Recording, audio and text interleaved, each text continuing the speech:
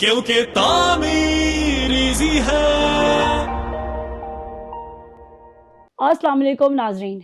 नाजरीन, हमें अक्सर सुनने में आता है कि शॉर्ट सर्किट की वजह से बिल्डिंग में आग लग गई, शॉर्ट सर्किट की वजह से होम अप्लाइंसेस जल गए।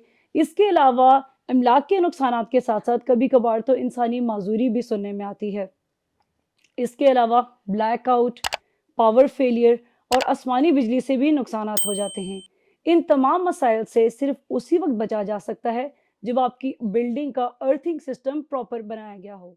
अगर अर्थिंग सिस्टम किसी एक्सपर्ट के मशवरे से करवाई जाए तो ये प्रॉब्लम्स आपको कभी भी फेस नहीं करने पड़ते। तमीज़ी के प्लेटफॉर्म पर जो आज हमारे साथ एक्सपर्ट मौजूद हैं, इनका नाम है सईद इकबाल साहब। इनका अर्थिंग सिस्टम में 20 साल का एक्सपीरियंस है। आज हम इनको अपने शो में वेलकम करते हैं। सर अस्सलाम वालेकुम, welcome to the show. Sir ये बताइएगा कि ये अर्थिंग सिस्टम एक्चुअली होता क्या है? अर्थिंग एक ऐसा प्रोसेस है जिसमें किसी भी हादसे की सूरत में फॉल्ट करंट को लो रेजिस्टेंस केबल के थ्रू या तार के थ्रू ग्राउंड कर दिया जाए, जिससे हम हादसे से बच सकते हैं। इसके अलावा सही। इसकी डिफरेंट टर्मिनोलॉजीज यूज होती हैं, जैसे कि earthing, grounding and bonding. Sir ये टर्मिनोलॉजीज तो डिफरेंट है, तो क्या इनका प्रोसेस भी डिफरेंट है? नहीं नहीं, ऐसी कोई बात नहीं है। यूके स्टैंडर्ड में अर्थिंग, जबकि अमेरिकन स्टैंडर्ड में ग्राउंडिंग का वर्ड यूज होता है। इसके अलावा एक अच्छा। और टर्मिनोलॉजी यूज होती है जिसको हम बॉन्डिंग कहते हैं।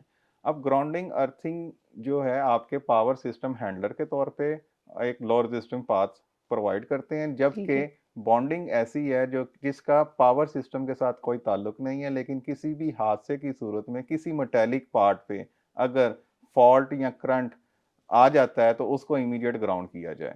तो उस सिलसिले के लिए हम उस मेटालिक पार्ट को बॉन्डिंग के थ्रू ग्राउंड करते सर ये अर्थिंग कब और कैसे की जाती है? हैं। ये कंस्ट्रक्शन शुरू होते साथ ही कर लेनी चाहिए। जैसे कि हम कंस्ट्रक्शन करते वक्त वाटर बोर करते हैं, लेटर ऑन उस वाटर बोर को हम अर्थिंग पिट के तौर पे भी यूज कर सकते हैं। उस वाटर बोर में हम इलेक्ट्रोड थ्रू कंडक्टर के लोअर करके उसको मेन डीबी के साथ कनेक्ट करें और उसको अर्थिंग के तौर पे यूज कर दें। अब यहाँ पर एक और सवाल पैदा होता है कि जिस एरिया में वाटर बोर बहुत डीप है, वाटर टेबल या अवेलेबल नहीं है, तो वहां एग्जैक्टली। पर हम 10 फीट तक का इलेक्ट्रोड को थ्रू कंडक्टर के लोअर करके और उसमें सिंथेटिक मटेरियल जैसे कोयला है, नमक है और दूसरे केमिकल है, उससे भी हम अर्थ की रिजल्ट को अचीव कर सकते हैं। सर ये बताइएगा ये अर्थिंग सिस्टम प्रोसेस वर्क कैसे करता है? जी, ये वर्क इस तरह करता है कि किसी भी हादसे की सूरत में, जैसे कि आसमानी बिजली का गिरना, आसमानी बिजली यूं ही गिरे तो वो प्रॉपर्टी को नुकसान पहुंचाने के बजाय एग्जैक्टली। अर्थिंग कंडक्टर के थ्रू उसको इमीडिएटली हम ग्राउंड कर दें और हादसे से बच सकते हैं। इसके अलावा शॉर्ट सर्किट होने की सूरत में आपके डीबी का मेन ब्रेकर या ब्रांच ब्रेकर वो ट्रिप हो जाए। इसके अलावा होम अप्लायंसेस की प्रोटेक्शन के लिए हम स्टैंड अलोन, जैसे कि हम स्टेबलाइजर वगैरह यूज करते हैं या प्रोटेक्टर यूज करते हैं, वो ट्रिपिंग में आ जाएं। तो ये इस तरह किसी भी हादसे से बचा जा बचा सकता जा है। सकता। सर ये बताइएगा कि अर्थिंग घर में कहाँ कहाँ करवानी चाहिए? हाँ जी, ये बहुत एक अच्छा सवाल आपने पूछा है कि आपके घर के जितनी भी पावर सॉकेट 3 पिन सॉकेट्स हैं, उसकी जो तीसरी पिन है वो ग्राउंड के लिए या अर्थ के लिए मखसूस होती है, जो कि अच्छा। अक्सर घर वाले नहीं करवाते।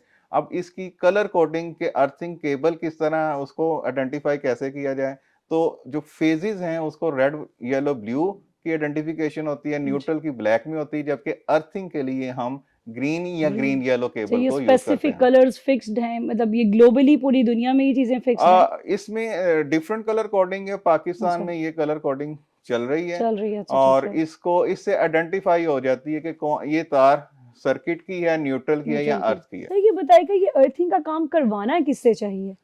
जी, ये किसी भी एक्सपर्ट से करवाना चाहिए। वैसे तो हमें डिस्ट्रीब्यूशन कंपनी जैसे कि लेस्को वो न्यूट्रल कंबाइंड अर्थ प्रोवाइड करती है, अच्छा। लेकिन वो इतनी रिलायबल नहीं होती कि in case of distribution network में फॉल्ट आता है तो वो कस्टमर एंड पे ट्रांसफर हो जाता है, जिसकी वजह से ये नुकसानात का अंदेशा है। अच्छा सर, हम अगर इसकी बेहतरीन परफॉर्मेंस और मेंटेनेंस की बात की जाए तो उसमें हमें क्या स्टैंडर्ड्स मेंटेन रखने चाहिए? सबसे पहले तो जो ही हमने अर्थ की है तो उसका रिजल्ट हमें चेक करने की ज़रूरत है। उसका चेक करने के लिए अर्थिंग मीटर अवेलेबल है, जिससे हम उसका रिजल्ट चेक कर सकते हैं। अब इसको मेंटेन रखना, उस रिजल्ट को या उससे ज़्यादा इंप्रूव करने के लिए उसमें वाटर इंजेक्ट किया जाता है। अच्छा। अब वाटर अगर डिस्टिल्ड वाटर है तो इसका रिजल्ट बहुत बेहतर होगा। तो इसके लिए एक बेस्ट प्रैक्टिस, रिकमेंडेड प्रैक्टिस ये है कि आप एसी के ड्रेन पाइप को उसमें अर्थ पिट में कनेक्ट कर दें, जिससे उसका रिजल्ट मेंटेन रहेगा और परफॉर्मेंस अच्छी रहेगी। सर ये अर्थिंग सिस्टम के कोई फिक्स स्टैंडर्ड्स भी हैं जिनको हमें फॉलो करना चाहिए जिससे हमें ज़्यादा से ज़्यादा फ़ायदा मिल सके? इसके इंटरनेशनली 3 स्टैंडर्ड्स हैं, टीटी, टीएनएस, टीएनसीएस। यहाँ पर टी स्टैंड्स फॉर टेरा है, ये लैटिन लैंग्वेज का वर्ड है, इसके मायने भी अर्थिंग या ग्राउंडिंग के है। ठीक है। इसके अलावा पावर हाउसेज ग्रिड स्टेशन के लिए स्टेप एंड टच का स्टैंडर्ड यूज किया जाता है। मजीद बरा एक लेटेस्ट टेक्नोलॉजी यूज हो रही है जिसको इको पोटेंशियल सिस्टम कहते हैं। इको पोटेंशियल सिस्टम में हम किसी भी हाई राइज बिल्डिंग जिसकी फाउंडेशन बीम पिलर स्ट्रक्चर पे है, हम रीइंफोर्समेंट बार की आइडेंटिफिकेशन करके उसकी इंटरकनेक्टिविटी को इंश्योर करते हैं और लेटर ऑन वही रीइंफोर्समेंट बार हम एज अर्थ इलेक्ट्रोड के तौर पे यूज कर सकते हैं। ये कॉस्ट इफेक्टिव सोल्यूशन है और आजकल बहुत इन है मार्केट में। सर इस पूरे प्रोसेस की कॉस्ट कितनी आती है? कॉस्ट इसकी डिफरेंट है। अगर हम सिर्फ घर की बात करें तो 50,000 से 1 लाख तक है, लेकिन कमर्शियल हाई राइज की ये डिजाइन बेस के। ठीक है। जी नाजरीन, उम्मीद है आपको अर्थिंग सिस्टम से रिलेटेड ए टू जी सारे प्रोसेस की समझ आ गई होगी। मजीद किसी रहनुमाई के लिए आप हमारी वेबसाइट विजिट कर सकते हैं tameereasy.com। कंस्ट्रक्शन से रिलेटेड रहनुमाई और अपडेट्स के लिए विजिट कीजिए tameereasy.com। क्योंकि तामीर इजी है।